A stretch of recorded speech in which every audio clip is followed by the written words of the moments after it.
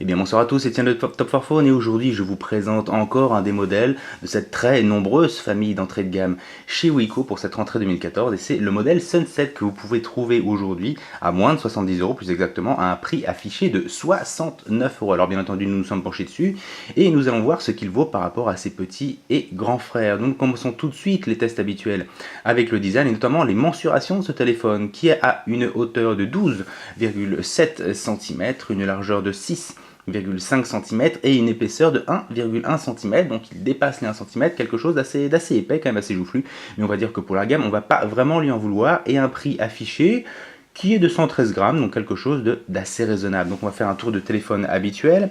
Donc la particularité de ce téléphone, bah écoutez, il n'y a pas forcément énormément, ni même voire pas du tout par rapport à ses grands frères et à ses petits frères, je pense notamment dans les mêmes entrées de gamme, au Goa, au Lenny, au Kite, voilà, les téléphones qui sont apparus au même moment que lui, avec un design somme toute assez similaire avec quelques petits changements, notamment par rapport à l'emplacement des boutons, voilà, bouton de volume, bouton marche arrêt. Sinon les coques, quelque chose de très semblable. Donc un design somme toute classique, mais assez réussi, qui pourront venir à beaucoup de personnes tout simplement parce qu'il y a une coque arrière détachable et qu'il est possible donc de changer pour des couleurs différentes. Vous avez du jaune pétant, vous avez du vert, vous avez du violet, vous avez du rouge, bien entendu les classiques noir et blanc. Donc il y en a vraiment pour tous les goûts. Je vais montrer ça d'ailleurs avec la particularité, et ça c'est bien, c'est qu'on peut donc détacher cette coque arrière pour accéder directement à la batterie. Donc il est possible de changer. Et donc ici vous avez bien entendu l'emplacement micro SD et l'emplacement double SIM. Alors ça je sais pas si je vais pouvoir vous le montrer. Si, je vais vous le montrer comme elle ici tout de suite. Avec un emplacement assez particulier. D'ailleurs, puisque vous avez une première SIM que vous pouvez voir, que vous pouvez insérer donc juste ici, on peut voir ma puce Free ici, donc vous pouvez voir que c'est un format mini, puisque là c'est un format micro et j'ai dû utiliser un adaptateur Wiko pour pouvoir l'insérer. Et vous avez donc une deuxième trappe, attendez que je la chope, évidemment je n'arrive pas à la prendre, si, là voilà, qu'on tire. Et vous avez donc une espèce de petit slot, voilà, qui se tire pour pouvoir y insérer la deuxième SIM, pour pouvoir ensuite la mettre sous la première. Donc quelque chose d'assez particulier, que je n'avais jamais vu jusqu'à présent, que j'ai vu ça pour l'instant que chez Wiko, et qui donc permet de pouvoir y insérer le double SIM. Donc voilà, c'était juste histoire de vous montrer, parce que c'était assez particulier. Il faut avoir le coup de main, hein. Attention, il faut avoir le coup de main, puisqu'une fois que vous avez inséré la SIM, là je vous l'ai dit, la deuxième, première, pas de souci, ça se fait sans problème. La deuxième, par contre, le jour où vous voudrez la récupérer, accrochez-vous, je tiens à vous le dire, moi j'ai passé au moins 10 minutes.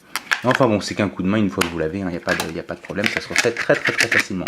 Bien entendu, la coque se reclipse parfaitement, voilà, les finitions générales sont plutôt bonnes. Donc la coque arrière, comme je vous avais dit, c'est une matière plastique lisse et brillante qui a plutôt tendance à glisser assez facilement dans les mains. Donc effectivement, les manipulations rapides à plusieurs reprises, le téléphone a failli m'échapper des mains. Heureusement, ça n'a pas été le cas, mais je préfère vous prévenir, on ne sait jamais. Voilà, sinon donc, les finitions générales qui sont moyennes. Voilà, pour 69 euros, de toute façon, on ne va pas s'attendre à des finitions de haut de gamme et des matériaux nobles de type aluminium ou autre. Mais le plastique est correct. Bon, ça fait un petit bruit, il n'y a pas de souci, mais on sent quand même que c'est solide, il n'y a pas de souci. Comme vous pouvez le voir à l'arrière, l'APN ne dépasse si, il faut un tout petit peu légèrement, voilà. Bon, c'est pas grand chose, tout simplement quand on pose le téléphone, voilà, la peine n'est pas protégée. Mais ce n'est pas grand chose. Voilà, sinon les tests de flexion et de pression. Alors la flexion, avec 1,1 cm quand même, et ben le coco il bouge pas, il n'y a pas de souci, voilà, donc on peut le tordre dans tous les sens, enfin, on peut essayer de le tordre. Comme il est assez petit et assez compact, et ben finalement il a une bonne intégrité, et ça c'est une bonne chose. Concernant la flexion maintenant, parce qu'il faut quand même que je rallume le téléphone, j'ai un peu enlevé la batterie à l'arrache tout à l'heure, mais bon, c'est moyen, c'est-à-dire qu'il suffit d'une pression moyenne pour pouvoir impacter l'écran, voilà. Bon, d'un autre côté, ça suffit, hein, ça veut dire tout simplement que l'écran est suffisamment résistant pour pouvoir être manipulé, mais avec être un petit peu brusque, le téléphone, l'écran résiste suffisamment. Bien entendu, si vous marchez dessus, vous y mettez tout votre poids, à mon avis, l'écran va pas aimer. Mais ça, c'est complètement normal. Donc pendant qu'il se rallume, sinon on met un petit peu de temps, j'ai en profité pour vous présenter l'écran aussi. Ah, mais voilà. Alors, j'en profite pour remettre mes codes. La première SIM, évidemment. Ça vous permet de voir comme ça. La deuxième SIM, donc Rictel. Des codes vraiment très basiques. Et voilà. Donc pour cet écran, qu'est-ce que nous avons? Écoutez, nous avons une taille d'écran de 4 pouces de type TFP, donc 16 millions de couleurs, une résolution WVGA et Kesaku. Ça veut dire exactement que c'est un écran de résolution 480 par 800 pixels, ce qui n'est pas énorme et qui ne bénéficie pas de protection de type Corning Gorilla ou Dragon Trail. Alors si j'avais à l'utilisation un petit défaut à donner à cet écran, c'est que le tactile en bord d'écran est assez capricieux en phase de jeu. Je vais vous montrer un petit exemple notamment quand vous avez des boutons de commande sur des jeux qui sont tout au bord de l'écran. Il faut souvent s'y prendre à plusieurs reprises et ça peut être un petit peu agaçant. J'ai notamment rencontré ce problème dans le jeu Castle Clash, entre autres, quelques autres jeux aussi, mais sinon il marche, il n'y a pas de souci. Mais ça peut être vite agaçant. Regardez, je vais vous faire une petite vidéo là pour vous montrer ça. Voilà. Bon, je préférais vous prévenir quand même, vaut mieux être tenu au courant. Sinon, concernant les tests vidéo, je vais vous montrer ça tout de suite avec les images aussi, les vidéos dont vous avez l'habitude. Alors, on commence avec du 720p, les vidéos de parcours habituelles que vous connaissez bien. Alors là, encore une fois, je vais être un petit peu désagréable, hein, parce que tout simplement, là, donc la luminosité maximum, j'enlève le son. Le fichier, il le lit en 720p, il n'y a pas de problème. Mais ça va être un peu le même souci qu'avec le Wiko Lenny que j'avais présenté il n'y a pas longtemps et que j'ai un petit peu descendu, il est vrai, notamment par rapport à son écran.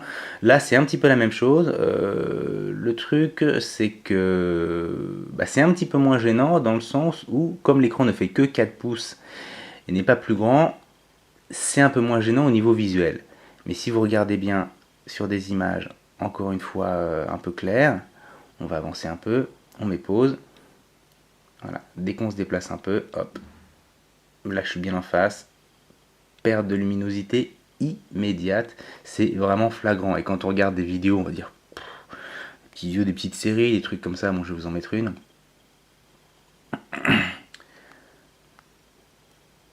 Voilà, là on le voit tout de suite. Et encore, effectivement, il y a le reflet du parapluie juste à côté, mais voilà. Vous voyez la même image, on passe quasiment à du négatif alors que j'ai penché un tout petit peu l'écran, donc ça peut être assez désagréable, en tout cas en mode paysage, comme ça, donc notamment pour les jeux et pour le visionnage de vidéos. C'est vrai que c'est moins gênant dans un mode portrait comme ceci. Donc voilà, on va continuer les tests quand même avec le mode, vous avez vu donc le mode 720p qui est très très bien fait par le téléphone, et on va essayer avec le 1080.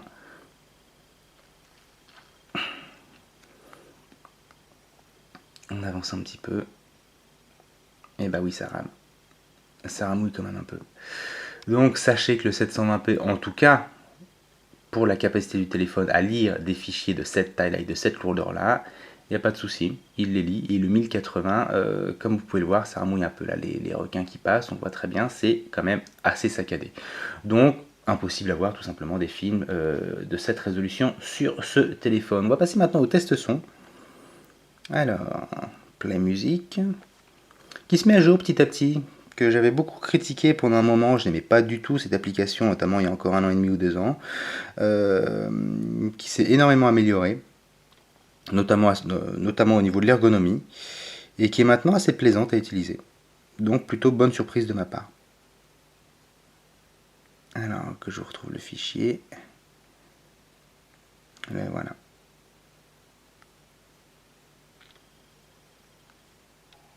Et c'est parti. Musique à fond.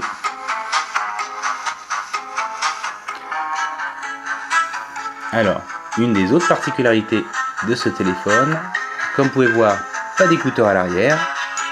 Donc tout simplement, le son sort de l'écouteur principal, qui vous sert à écouter quand vous téléphonez, tout simplement. Donc forcément, il y a une perte de puissance dès le départ, et au niveau de la qualité. Et ça, c'est très très clair. Je vais avancer un peu, vous allez voir. Voilà, le son sature très très très facilement.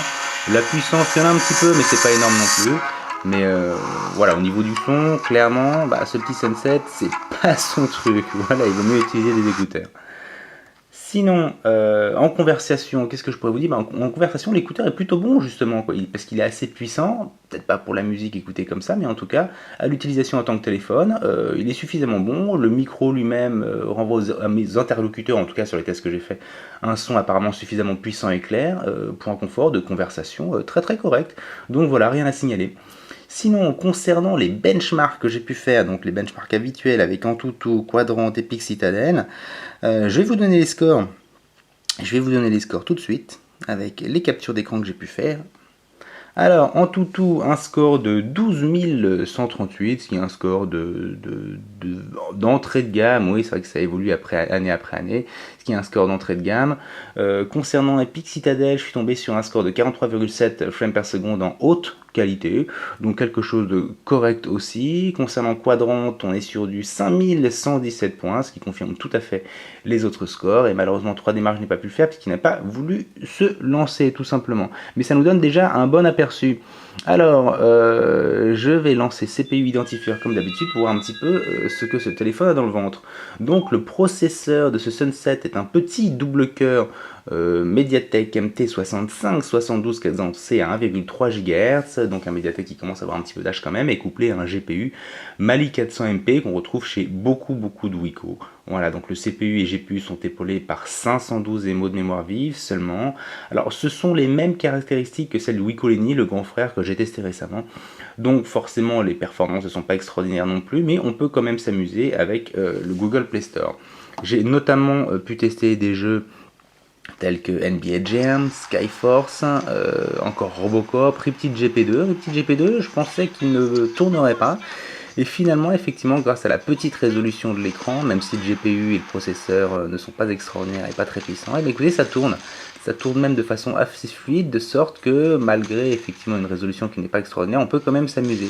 Donc un jeu comme Team Awesome aussi, que certains d'entre vous connaissent peut-être, qui est un petit jeu amusant.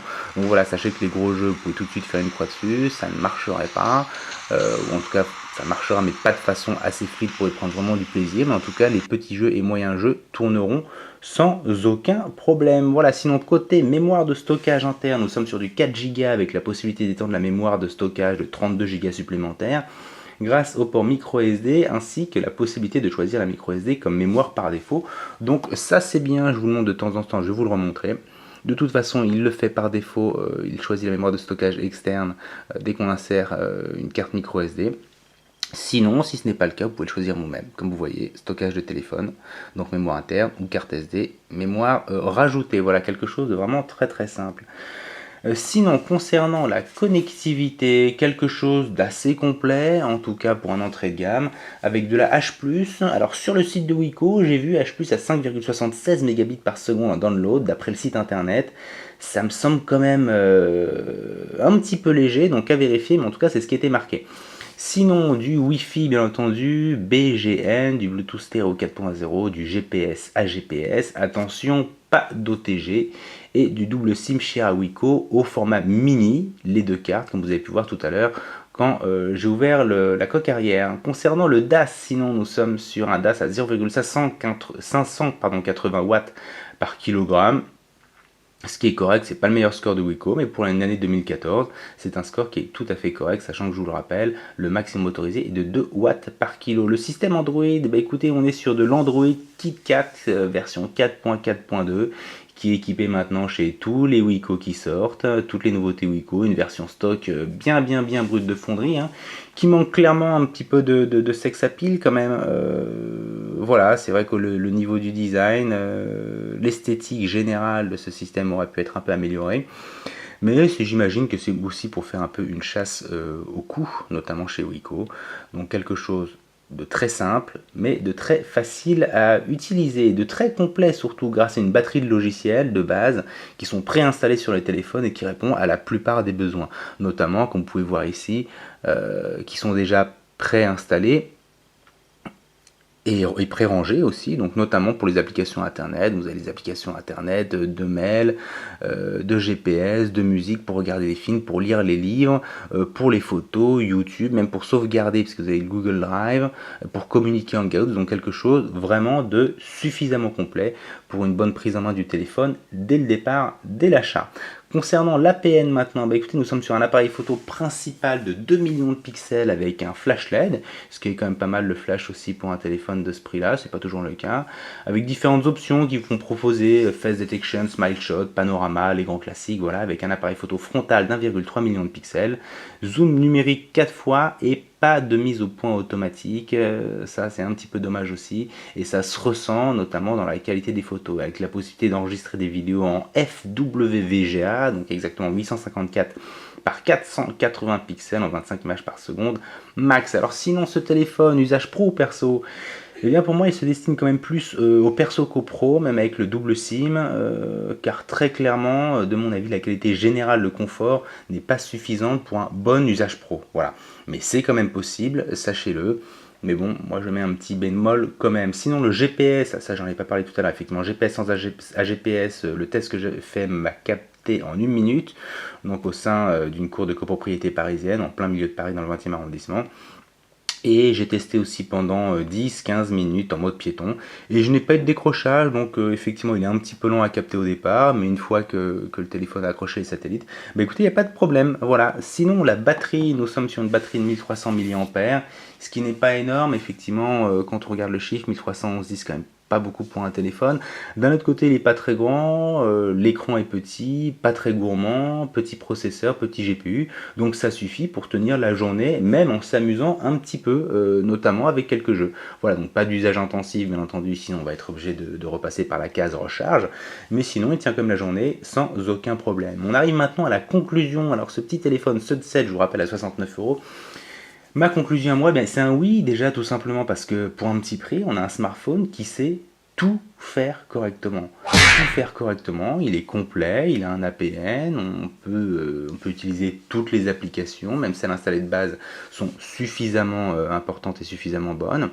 Il est assez équilibré, une finition correcte. Alors dans les plus, voilà, je vais mettre un téléphone complet. Je vais mettre aussi double SIM, puisque pour 69 € avoir le double SIM, c'est quand même pas donné à tous les téléphones, donc c'est quand même un plus aussi. Si aussi une bonne sensibilité au réseau mobile, bon en gros il capte bien, quoi. Vous allez me dire c'est normal pour un téléphone, mais ce n'est pas le cas de tous non plus.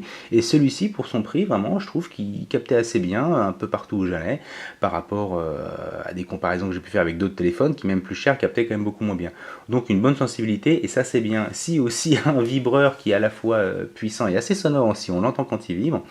Donc c'est un petit plus aussi, parce que c'est vrai qu'un vibreur qui est pas très puissant, quand on l'a dans la poche, qu'on se met en vibreur, voilà, on n'a pas de son. Si le vibreur n'est pas assez puissant, on peut rater des appels, on peut rater des notifications, des SMS. Donc voilà, un vibreur puissant, pour moi, c'est quand même aussi important, même si on n'en parle pas souvent.